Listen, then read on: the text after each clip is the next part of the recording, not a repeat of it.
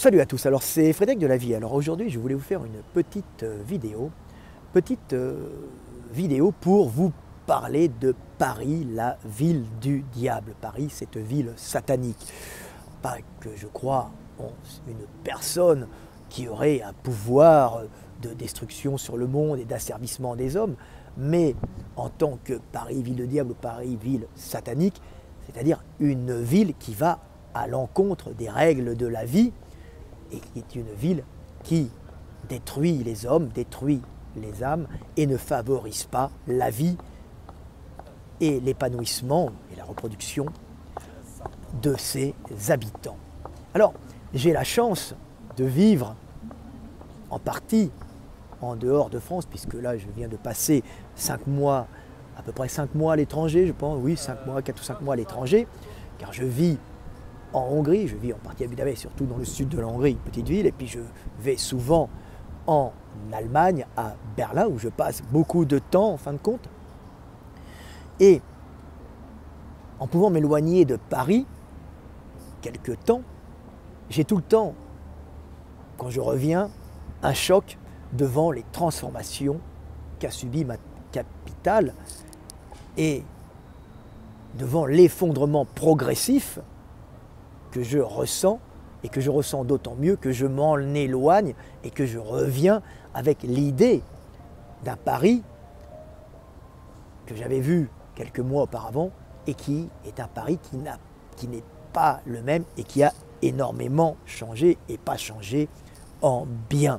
Alors, les Parisiens qui sont au cœur de leur ville et qui ne la quittent pas n'ont pas forcément cette capacité à percevoir les changements, car au cœur de la merde, on finit par en oublier, par l'odeur.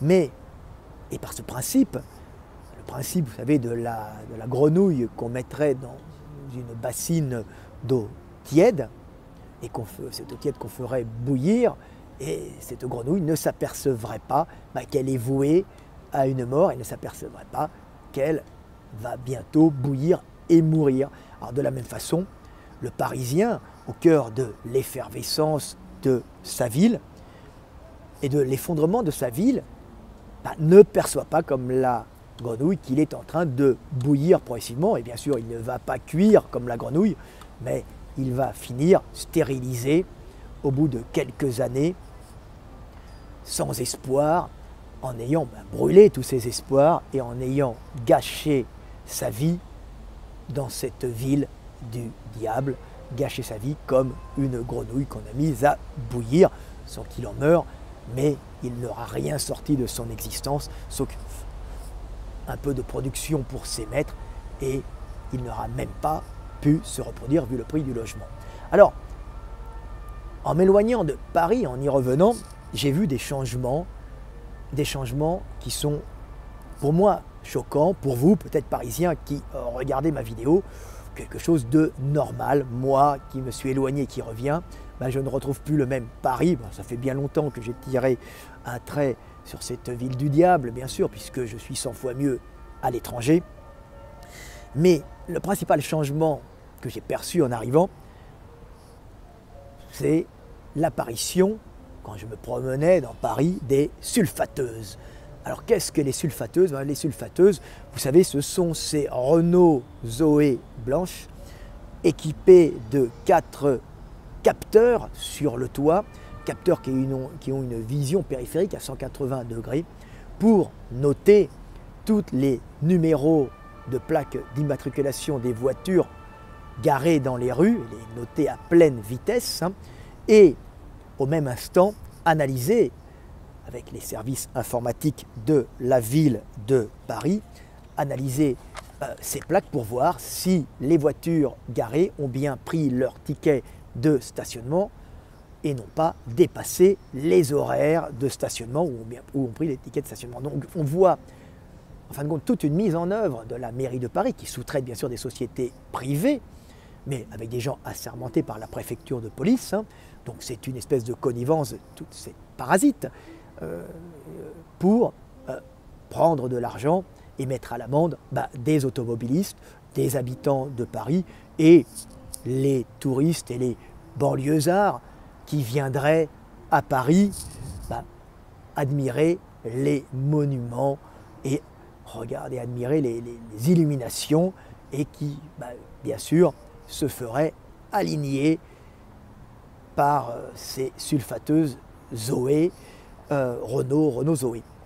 Alors, c'est assez dégoûtant de voir toute cette mise en œuvre d'une haute technologie pour racketter le citoyen français, hein, et c'est assez déprimant de voir aussi le prix du stationnement à Paris, hein, sachant que Paris, le quart d'heure de stationnement est à 1 euro, ce qui fait 4 euros de l'heure, ce qui est 6 fois plus élevé que le tarif berlinois. Bien sûr, on suppose que si le tarif berlinois est 6 fois moins élevé, c'est que les Berlinois gagnent 6 fois moins d'argent que les Français. Eh bien pas du tout, ou que les Parisiens. Eh bien pas du tout. En général, les Allemands gagnent mieux que les Français. Donc on voit un racket des citoyens, un racket obscène pour soutirer de l'argent pour faire vivre des parasites à la mairie de Paris, et puis des sociétés sous-traitées par ces parasites de la mairie de Paris, avec bien sûr l'accord tacite de la préfecture de police, parce que la préfecture de police, pour ne pas avoir une mauvaise image, s'est retirée de là. Voilà des sociétés qui, elles, se gavent sur l'exploitation et le racket des citoyens et des Parisiens. Donc c'est assez dégoûtant, c'est déprimant, c'est obscène.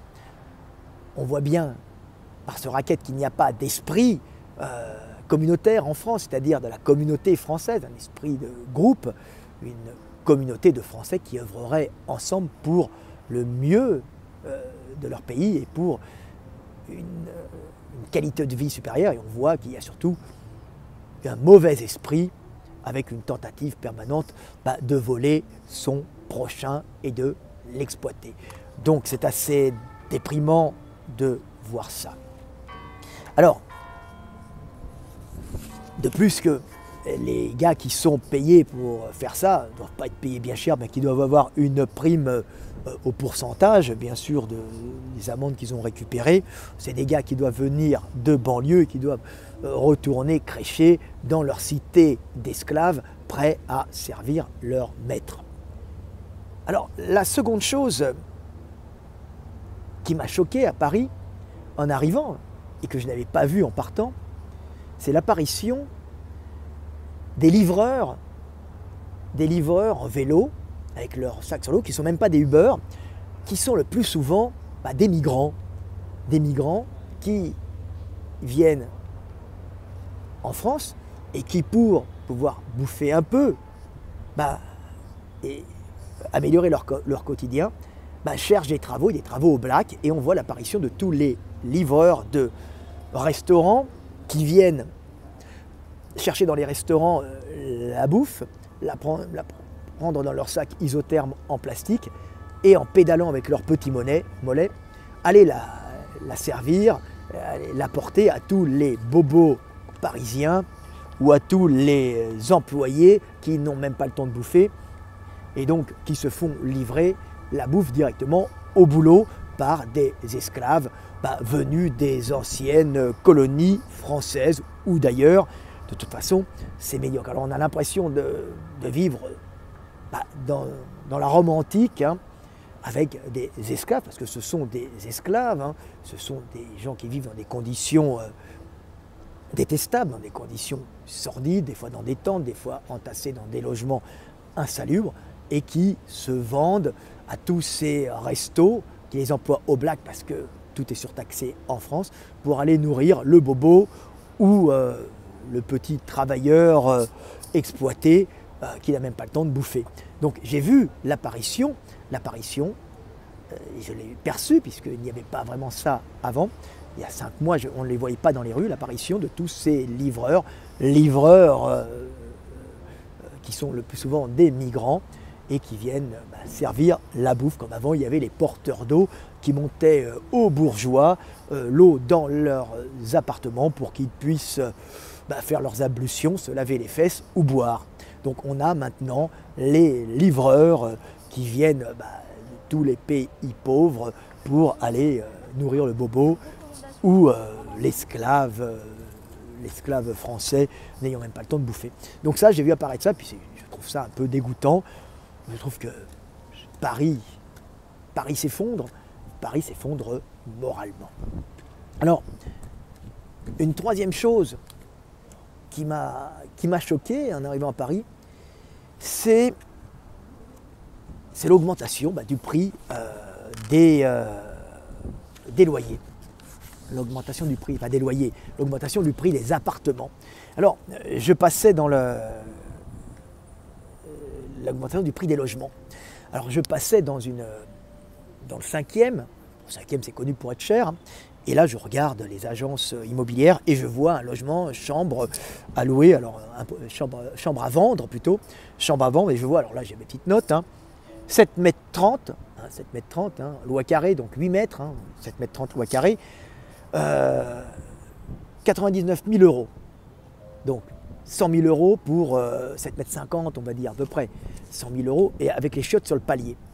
Alors, en dehors du prix obscène, du prix honteux de cet appartement, on pourrait dire, bon, Paris, la France, est une capitale magnifique où on se bat pour pouvoir y habiter. Ce que les gens ne perçoivent pas, c'est l'exiguïté des trous à rats qui sont vendus pour que des gens y habitent. Parce que ce n'est pas pour y mettre des bureaux, il y a une douche, il y a un lavabo, c'est en vérité pour loger des gens.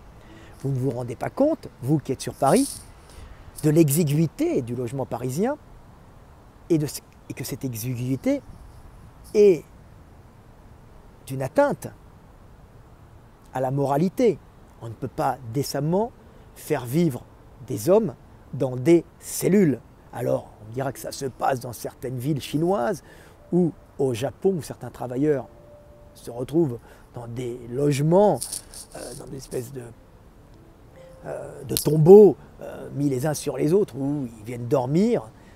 Mais là, nous sommes en France et on voit le rétrécissement progressif des logements pour pouvoir le vendre soit à des étudiants, soit à des pauvres travailleurs qui viendront cirer les pompes des bobos ou des touristes.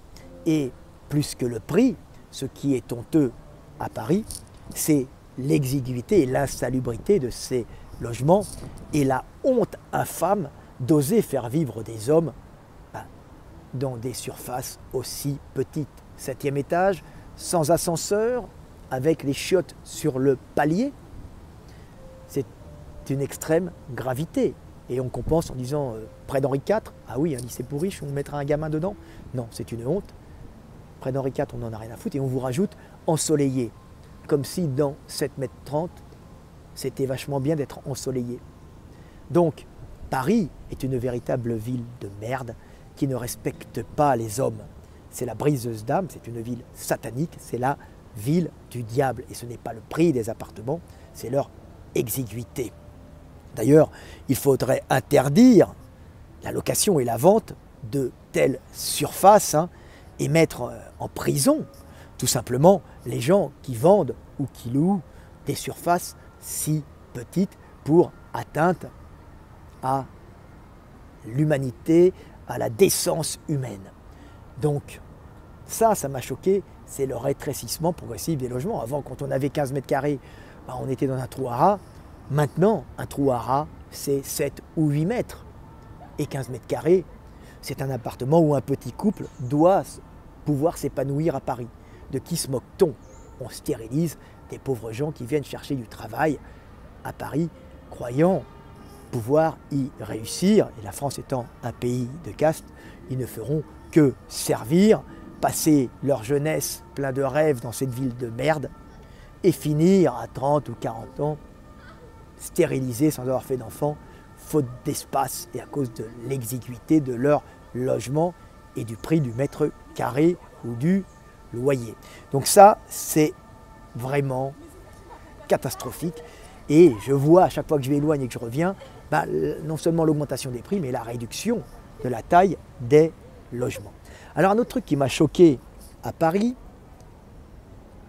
c'est que le fait qu'il n'y a plus de Parisiens quasiment, à part quelques travailleurs qui viennent se vendre, il n'y a plus de familles, quelques riches qui achètent les Champs-Élysées comme les Saoudiens ou des Russes qui se retrouvent dans le 16e, mais globalement, on voit de moins en moins de Parisiens, de familles, et Paris se dépeuple et devient une ville, merci Hidalgo, et vos réussites, une ville pour touristes où des pauvres esclaves venus de banlieues, des banlieues limitrophes de Paris qui sont dans des cités HLM ou dans des pavillons qu'ils ont payés à crédit sur 30 ans et qui viennent en fin de compte à Paris servir des touristes qui viennent se réjouir de la beauté historique de notre capitale française.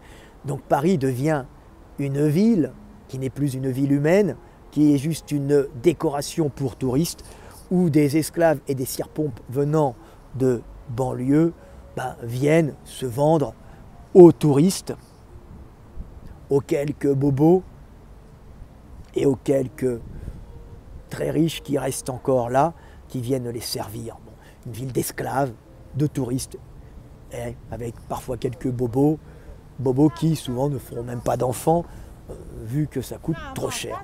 Donc, on voit un changement réel, je le vois parce que je m'éloigne, je ne sais pas si les Parisiens le perçoivent, ou si le syndrome de la grenouille mise à chauffer dans une casserole d'eau tiède s'en aperçoivent. Donc ça, c'est ce qui m'avait choqué aussi.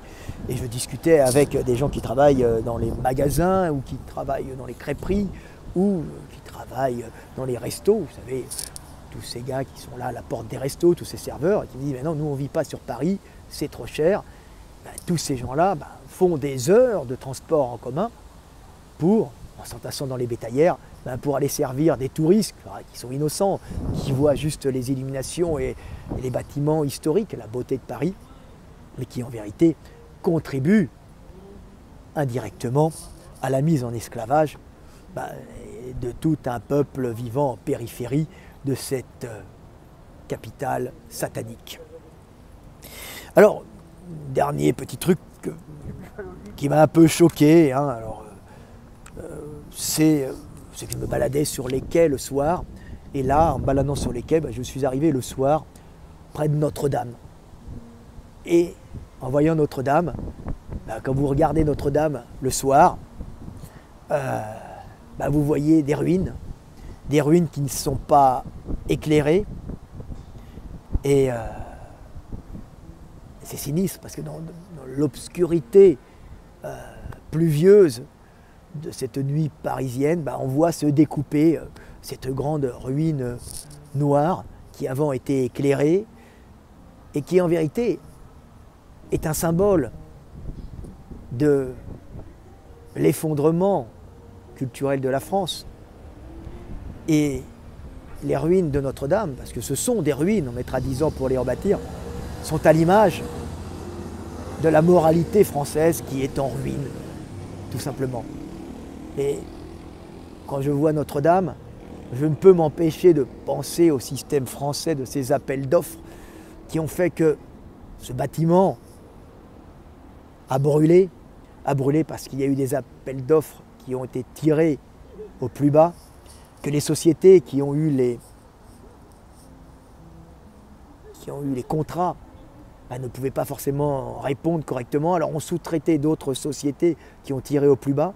Et de sous-traitance en sous-traitance, on finit par employer des gens qui ne sont pas qualifiés, des gens qui sont même, le plus souvent, même pas en situation régulière, et qui, mal payés, mal formés, feront un travail de merde générant court-circuit ou mégots qui ont généré un incendie catastrophique, brûlant 800 ans d'histoire. Et quand on s'approche de Notre-Dame, on voit qu'il ne reste que des pierres, en fin de compte, hein, et que tout a cramé, et qu'on a des ruines, et qu'il ne faudra pas 5 ans pour la reconstruire, mais au minimum 10 ans. 10 ans. Et je ne peux même pas être malheureux, parce que c'est à l'image de notre pays, c'est mérité. On ne peut pas mettre en esclavage des hommes, on ne peut pas baisser, sous-traiter des gens de cette façon, sans avoir des résultats dramatiques et catastrophiques. Heureusement, on n'a pas de mort d'homme. Notre-Dame est en ruine. Ce n'est pas si grave que ça, c'est juste un symbole de l'effondrement de notre pays. Un pays incapable de conserver son patrimoine historique pour unir un peuple et lui permettre de vivre plus heureux, plus épanoui, est un pays qui mérite l'effondrement. Voilà. Voilà ce que j'avais à dire sur Paris, Paris, ville du diable. Je suis dans ce qui reste de Paris, de belles façades, mais derrière, c'est sale et moralement, ça pue. C'était Fred Delavier, à bientôt.